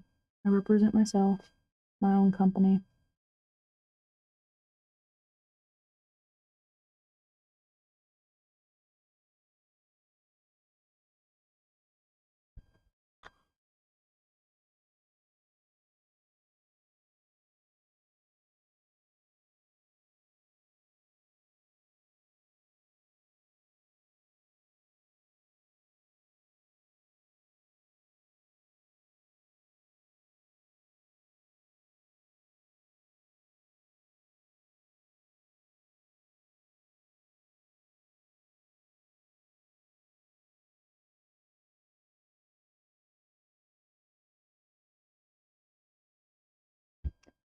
Next lead.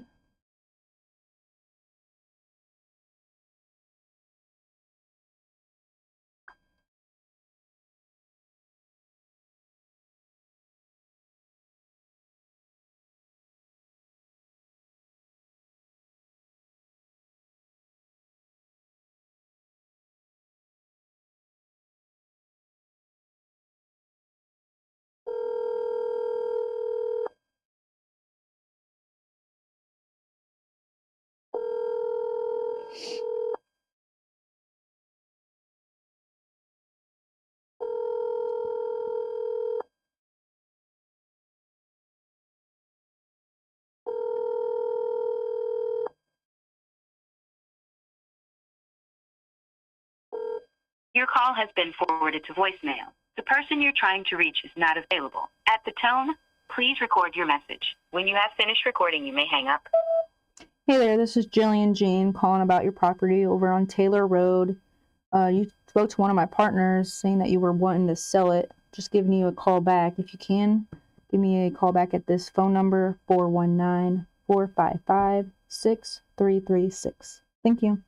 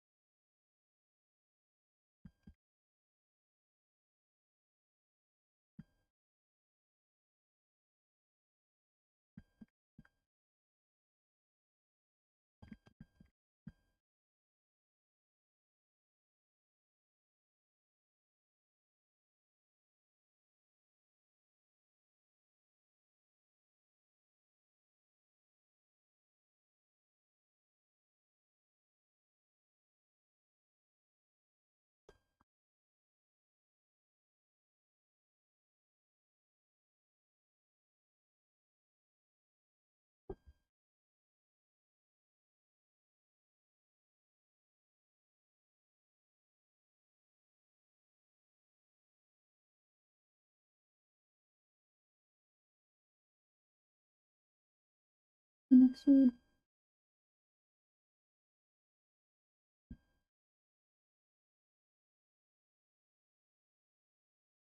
I forgot to put in my CRM notes.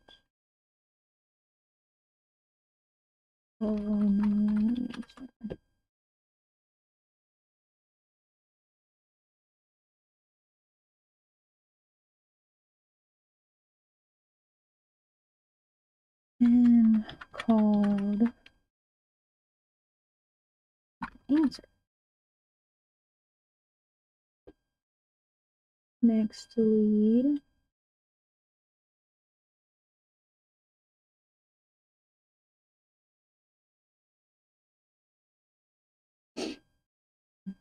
Hmm. 44th.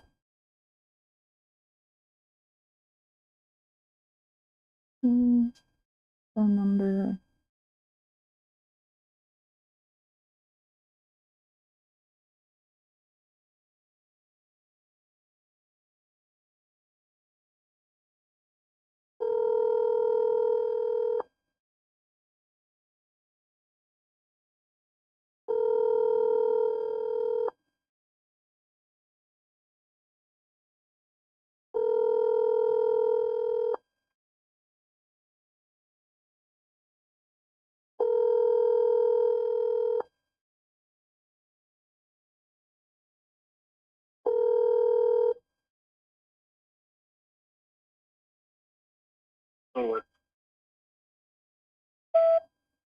Hey there, this is Jillian Jean, just calling about that property over on East 144th Street. Spoke to my partners about wanting to sell. If you can, give me a call back at this number, 419-455-6336. Thank you.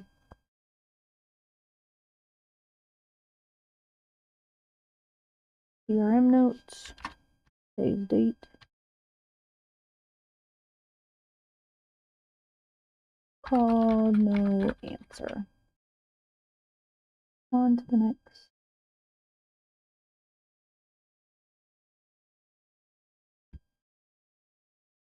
Beacon.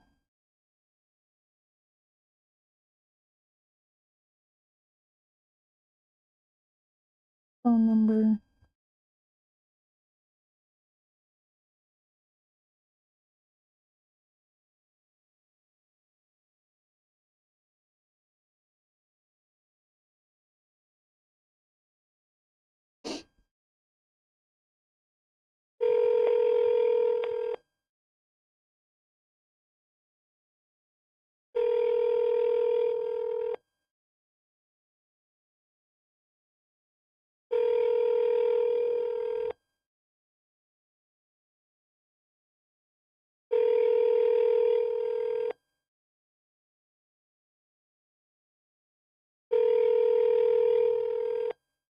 Your call has been forwarded to voicemail. The person you're trying to reach is not available. At the tone, please record your message. When you have finished recording, you may hang up. Hey there, this is Jillian Jean calling about your property over on Beacon Avenue. Spoke to my partner about wanting to sell it. If you can, give me a call back at this number, 419-455-6336. Thank you. CRM notes. Today's date. Oops. Today. Oh yeah. No answer. On to the next. Now we're getting to the end of the list. I've only got 2 more properties I have to call on, and then got all 50 of my leads. But I do use the last hour or so to, put the note, like any more notes in my CRM, like any seller conversations that I had. I'll go ahead and pull up the transcript, put it into ChatGPT, and have ChatGPT create CRM notes to point out, the seller, like what type of seller are they, what seller bucket do they belong to, and I think like that's it. Just making sure that we know what kind of seller we're talking to and which bucket they're in. So, but I've got a big list here of 13 properties that I've been working on today that I need to look at, double check. So I'm gonna spend the last hour of my time doing that off camera so I don't bore you guys to death. But yeah, we're gonna go ahead and call these next 2 leads. And these next 2 leads are on the same street.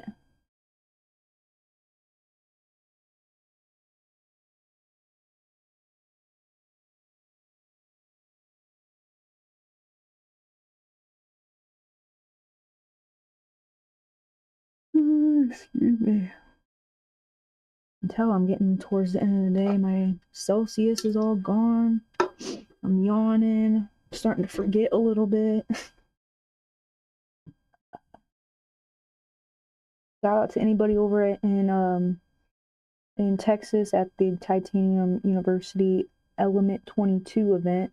I really wish I was there, you guys, but wasn't able to get my first deal closed enough. Well, I closed it.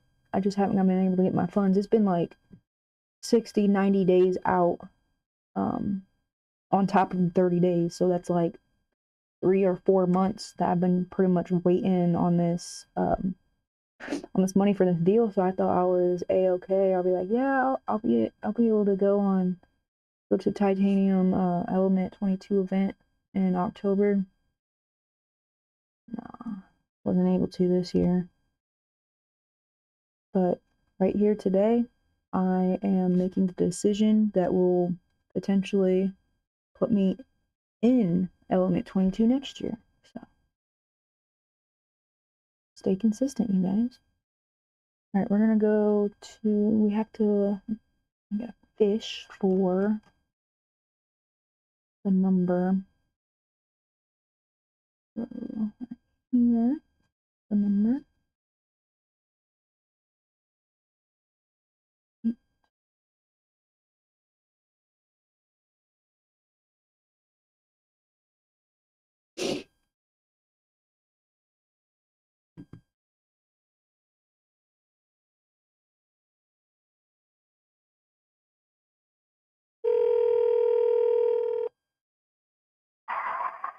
Solid.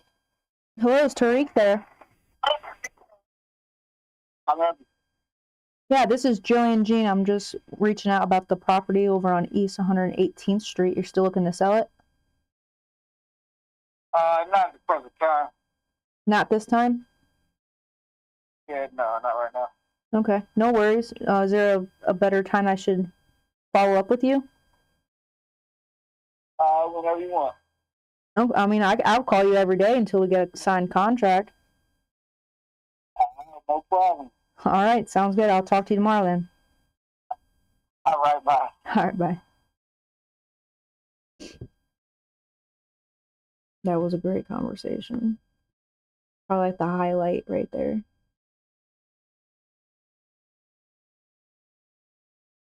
At least we can move this one over into follow-up. It's not a called no answer. And they didn't want to spite me out of my company name to go report me.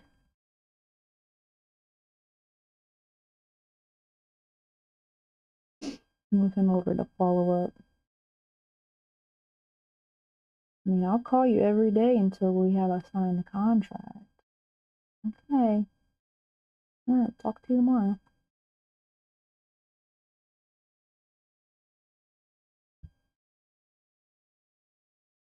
CRM notes, follow-up, move it over to the follow-up column, and on to the next. It's the last lead for today, you guys. So let's make it count.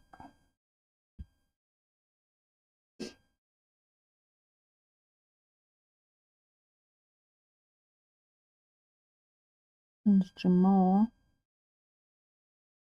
Phone number 848.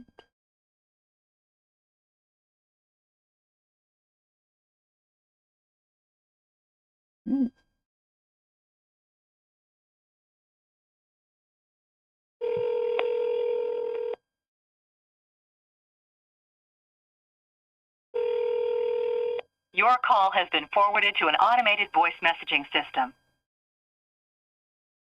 Jamal Sanders. Is not available. The mailbox is full and cannot accept any messages at this time. Goodbye. That's it, guys. Our last call, we were wanting to make it count. All right, well, that's it for today's session. Creative Closer out here virtually turning conversations into contracts in Ohio. If you're a buyer, seller, a realtor, a wholesaler, hit me up. I'm on all platforms, and I'm available anytime at 419-455-6336. And that will do it for today. Thank you, ladies and gentlemen. Tune in next time, tomorrow at, we'll say 10.